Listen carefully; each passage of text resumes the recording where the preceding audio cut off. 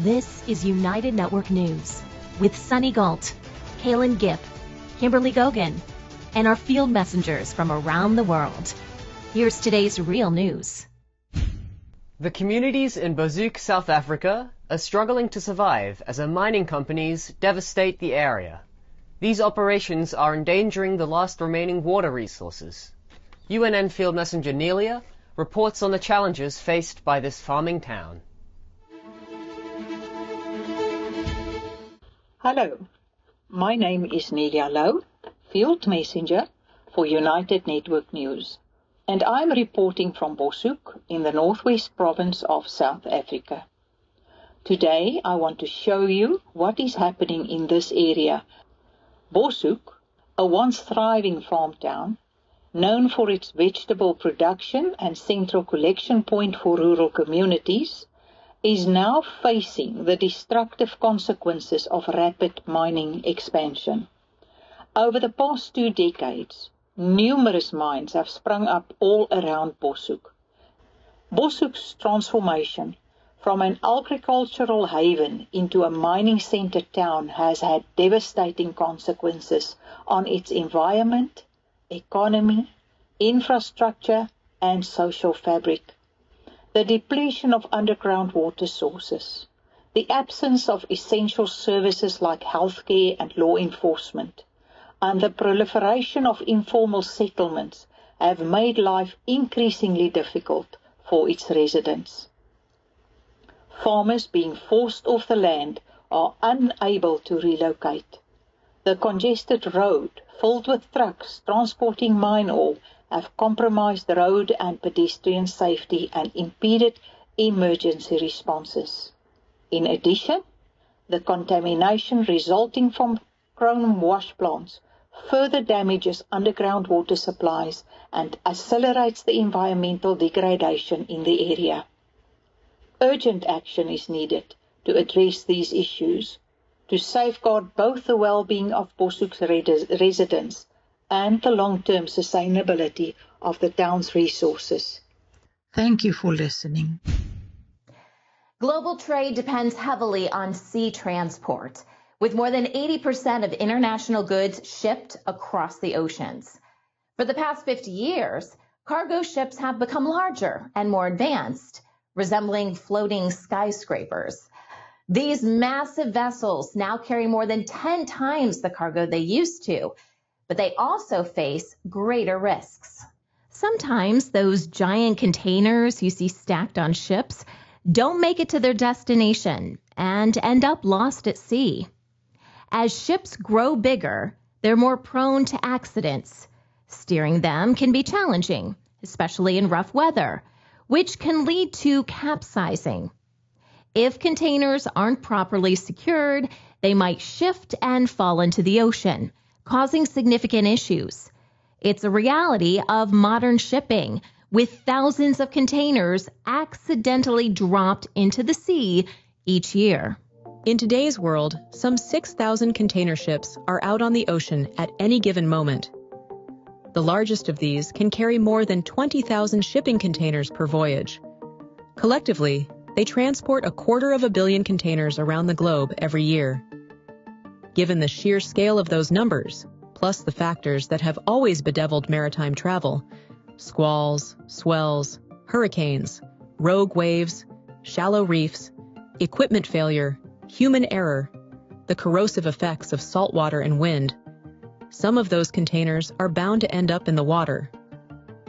Experts point to several reasons for these losses, including human error, bad weather, poor maintenance, economic pressures, and a shrinking workforce. Human error is a leading cause. Many onboard accidents happen due to insufficient training and not following proper securing techniques. The absence of a good container tracking system makes the situation worse. Rough seas and storms can also knock loose containers that aren't secured well.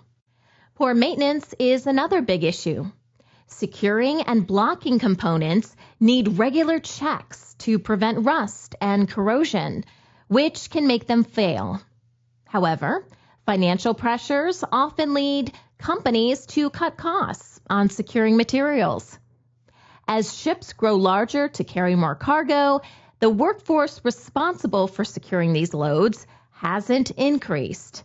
This means not every container gets the attention it needs, leading to missed faults and improper storage.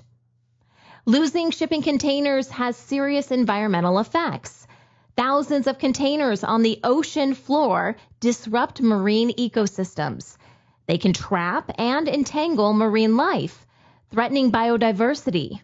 The toxic paints on containers also leak harmful substances over time, posing further risks to ocean life. The long-term effects of adding more than 1,000 containers to the oceans each year are still unknown. When containers land, they crush everything beneath and alter the surrounding microecosystem by changing water and sediment flow, impacting the seafloor species. Substances that are inert outside the ocean environment can become dangerous in the water. Food and organic materials can break down in their packaging or the container and generate poisonous gases like hydrogen sulfide, or remove oxygen from the water through bacterial growth and death. Nitrogen-rich chemicals used for fertilizer or fire extinguishers are benign on land, but are super fertilizers in the ocean. Any number of chemicals, from flea collars to refrigerants, carried in the container cooling systems can become poisonous, either immediately or building up over time. Containers alone create pollution. If steel, they will rust over many years, and iron oxide is poisonous to many species. Insulation foam is one of many synthetic polymers that will degrade over time and add to the ocean plastics load. Paints often contain additives like heavy metals to prevent rust during transport at sea, and these are harmful to marine life. This summer, thousands of plastic pellets washed ashore near Colombo, Sri Lanka, 3 years after a fire on the Express Pearl Singapore-registered container ship spilled more than 1,400 shipping containers into the sea. The incident released billions of plastic pellets and toxic chemicals harmful to marine life. Dead fish, sea turtles, dolphins, and whales were found with plastic in them. Cleanup crews and hazmat suits collected the plastic, but the area was closed to fishing for 3 months, affecting thousands of families. 1 year ago, the Express Pearl cargo ship caught fire off the coast of Sri Lanka. And as it stood burning for 2 weeks, dangerous chemicals leaked into the surrounding waters before it sank. 1,600 tons of tiny plastic pellets called nurdles spilled into the ocean in what became the biggest plastic spill to date. Nurdles are pieces of plastic that are melted down to create everything we use daily, from bottles of water to car parts. Nurdles don't break up for 500 to 1,000 years, and hundreds of marine species consume this plastic, which looks similar to fish eggs. It can block their digestive tract and prove lethal. Yet nurdles are not classified as hazardous materials, so the Coast Guard takes no responsibility for them. Following the disaster, large numbers of marine animals washed up dead on shore with plastic lodged inside them or chemical contamination. The Sri Lankan government has said that the legacy of pollution from this catastrophe will last for generations. Lost containers often sink and remain unrecovered, as authorities have limited power to enforce retrieval unless they pose a specific threat to marine sanctuaries or contain hazardous materials. If containers carrying hazardous materials go missing at sea, an emergency salvage operation is inevitable. These operations are typically well planned. A special salvage vessel must first return to the site where the containers were lost. Locating the exact site can be difficult, even with GPS, and bad weather can slow down the process, especially during storms. Remotely operated undersea vehicles, or ROVs, are used to locate and recover the containers. Transporting containers through sea still remains the most preferred mode of travel. However, the sea can be a rough and treacherous place.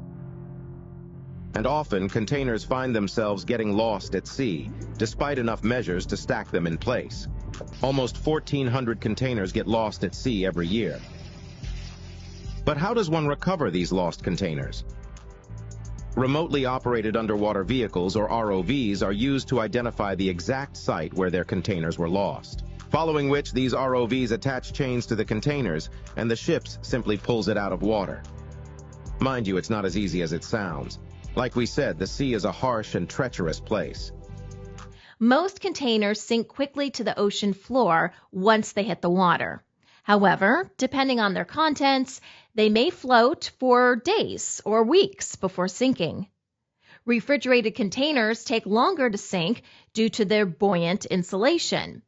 For instance, a container that fell into the Atlantic off France floated for 11 months before reaching Great Britain's southern coast.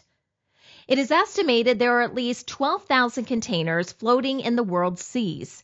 This is alarming, since these large unidentified floating objects, or UFOs, pose a risk to smaller vessels like yachts and fishing boats. Collision danger is high, as sailors often spot these boxes only at the last minute, since they barely break the surface. Ship radar isn't helpful, as it only detects large objects above water. There are regular collision reports, and stricken yachts often need salvaging. In severe cases, these boats end up sinking. Now, come out and have a bit of a look, Tiger. Just let me past. What is it? Right, yeah. To be honest. It is a big box. Big. Holy shiver me timbers. Might be like a hard plastic, maybe. Man, if you ran into that at night, It'd be a decent hole. that would... It's a big steel box, Tiger. Yeah. It's got big bolts hanging out of it. My goodness. If you could try and drag it in. No way. Nothing to Can you just bow thrust over a bit, Tiger, just so I can get a bit of an idea? I don't want my dories, and that goes underwater quite a long way, Tiger. The World Shipping Council released its 2024 Containers Lost at Sea report, showing a decline in lost containers. In 2023, only 221 containers were lost, the lowest since the survey began in 2008, down from 661 in 2022. Also, about 33% of the lost containers were recovered. This year, new rules were adopted to increase transparency about lost shipping containers. Starting in 2026, ships must report losses to nearby coastal countries and the ship's registration authority.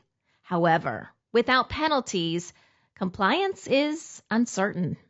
Despite the improvements, the issue of lost shipping containers remains an important one. Better container tracking technology and tighter regulations could really cut down on container losses at sea. These steps would protect marine life and would also boost the safety and efficiency of global shipping. UNN Field Messenger Chukwudi Kingsley shows us the inappropriate actions of the army towards young people in Igboland, Nigeria. Please note, the following report contains images of violence that may be distressing to some viewers and children.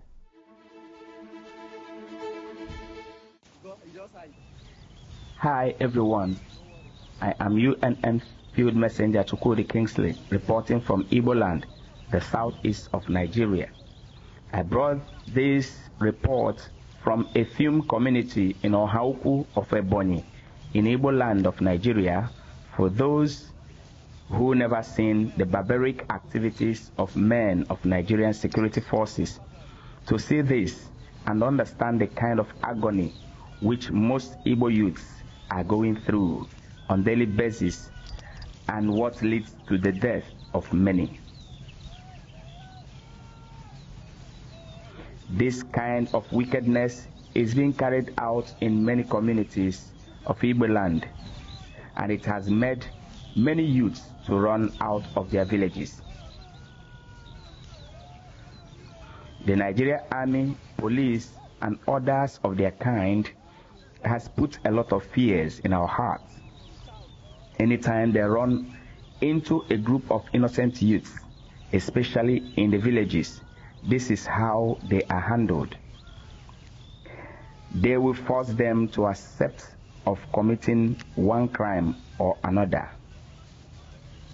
And whether these youths agrees of such crimes or not, these Fulani men in uniform will end up killing them.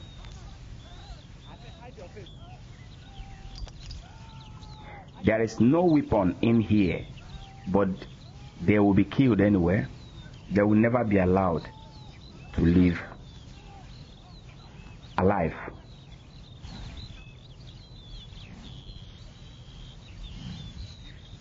This is Chukwudi Kingsley for UNN. Bye.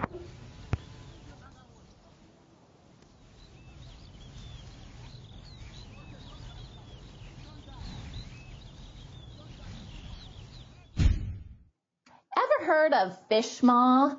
It's a prized delicacy and traditional medicine in Asia, with a booming global market that's creating quite a buzz, and not always for the right reasons. Fish maw is essentially dried swim bladders, helping fish stay buoyant. These bladders, also known as gas or air bladders, can come from any fish, and once they're packaged, it's tough to tell where they came from. The global demand for fish maw has skyrocketed, surpassing other luxury seafood like shark fin and sea cucumber. In some places, it's even called the cocaine of the seas, attracting organized crime. Historically used in medicine, cosmetics, and food, the demand has soared in the last decade.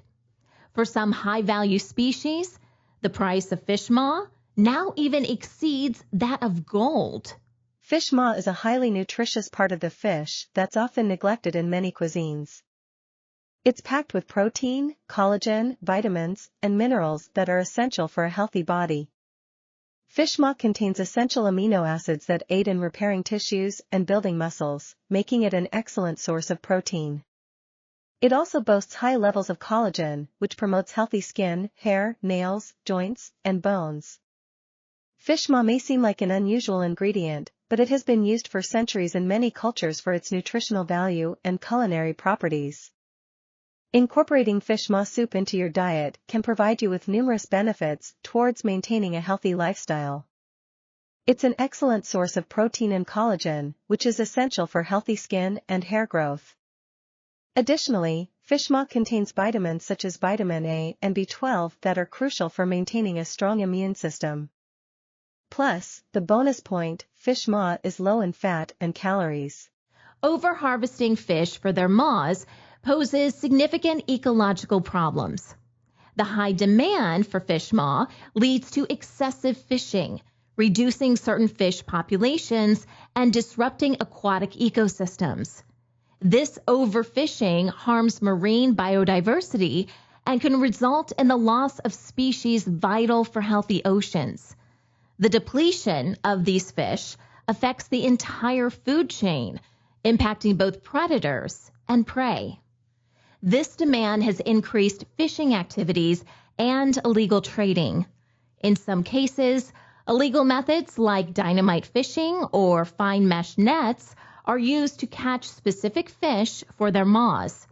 Sadly, these nets also endanger vulnerable marine species, including mammals, reptiles, and some sharks and rays.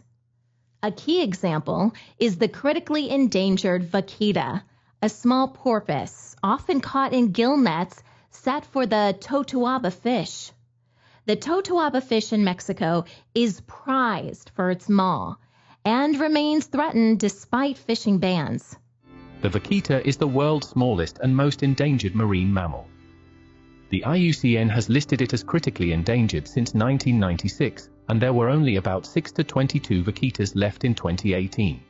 Number 1. The latest estimate, from July 2019, suggests there are currently only 9.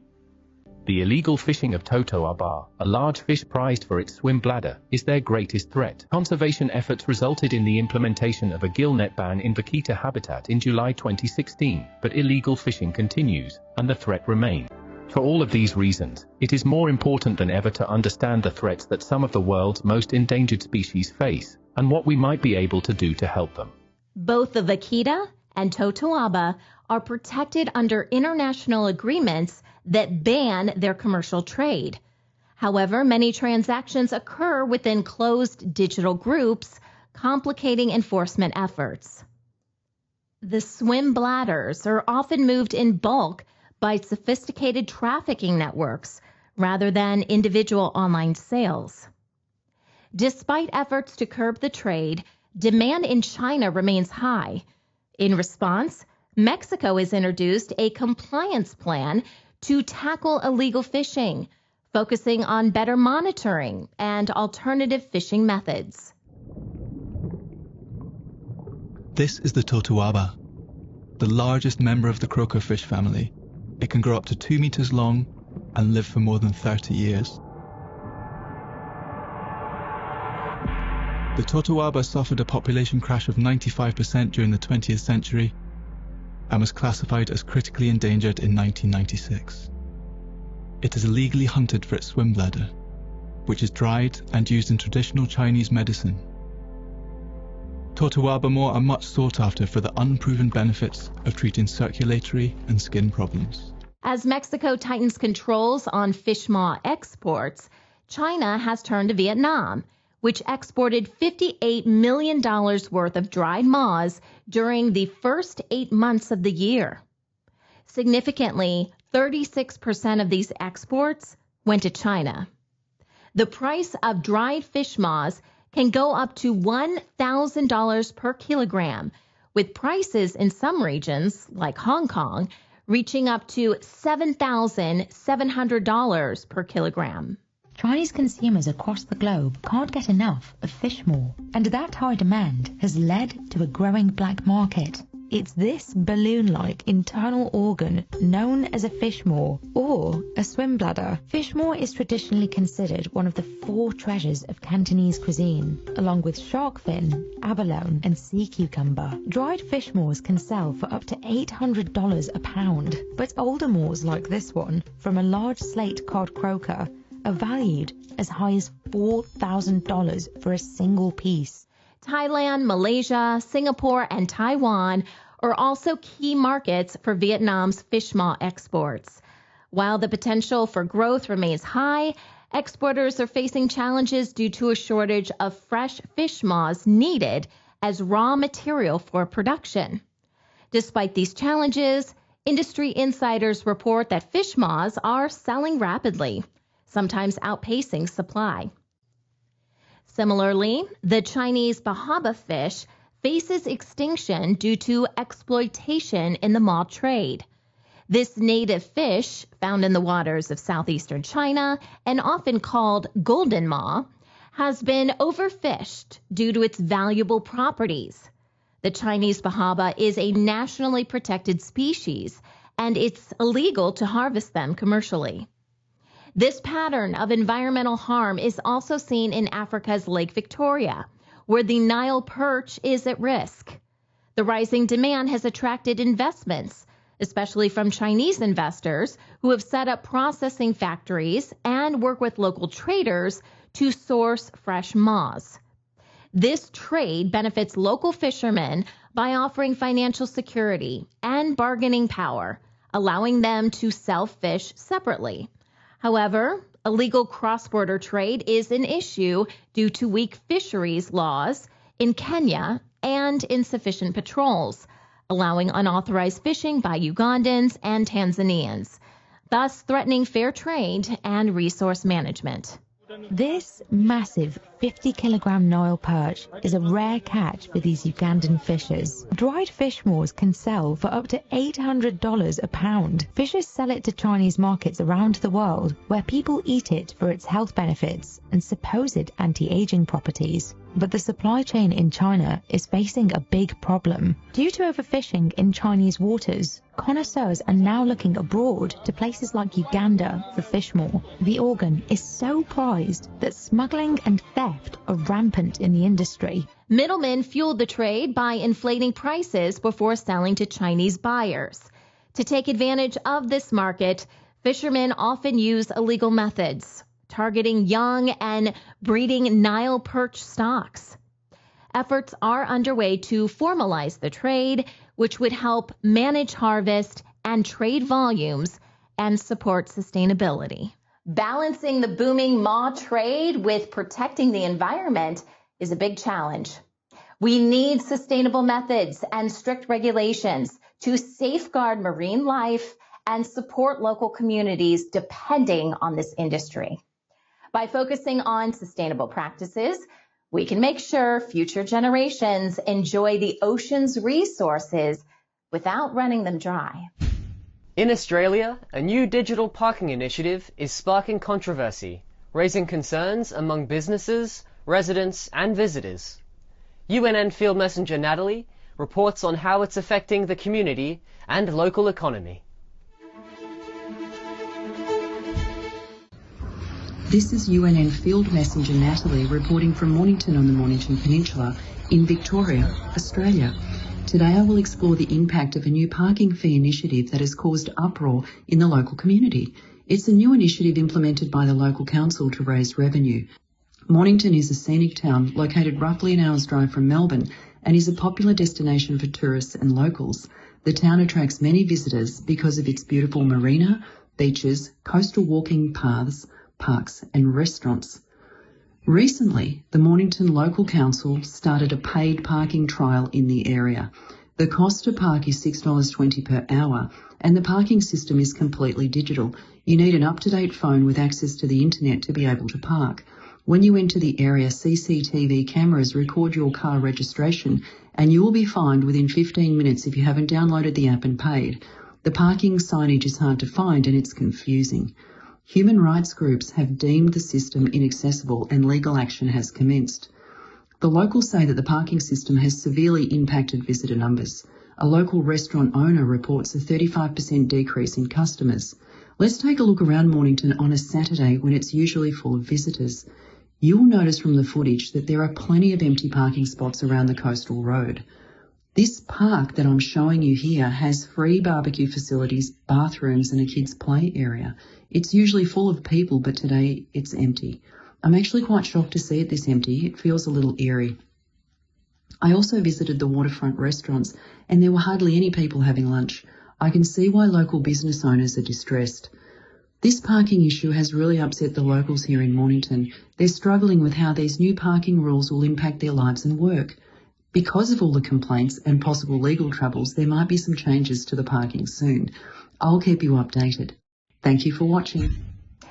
When it comes to food, ingredients vary, not just by recipe, but also by country, even for the same products.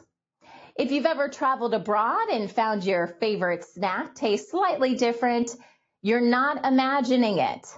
Many factors contribute to the differences in food ingredients between the U.S. and other countries, including regulations, cultural preferences, and also production standards.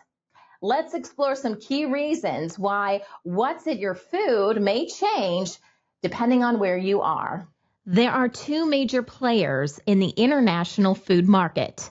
You have the European Union and the United States. Each has its own set of regulations and standards when it comes to the production, distribution, and sale of food products. It could be summed up like this. The U.S. tends to take a more reactive approach to regulating food and beverage ingredients, while Europe takes a more proactive approach. In the U.S., these additives are generally recognized as safe unless there's specific evidence of harm. Companies have added thousands of chemicals to food in the U.S. with little to no oversight. Almost 99% of food chemicals that were introduced since the year 2000 were green-lighted for use by the food and chemical companies rather than properly reviewed by the FDA. So these substances end up in what we eat, thanks to the legal loophole that allows them to be in there. So essentially what I'm saying is 99% of the food chemicals since the year 2000 that are in our food that we can buy in the grocery store get in there not because FDA directly reviewed them and found them to be safe, but because they're green-lighted for use by food and chemical companies and they're generally recognized as safe. Let's talk more about this legal loophole. It's called GRAS, generally recognized as safe.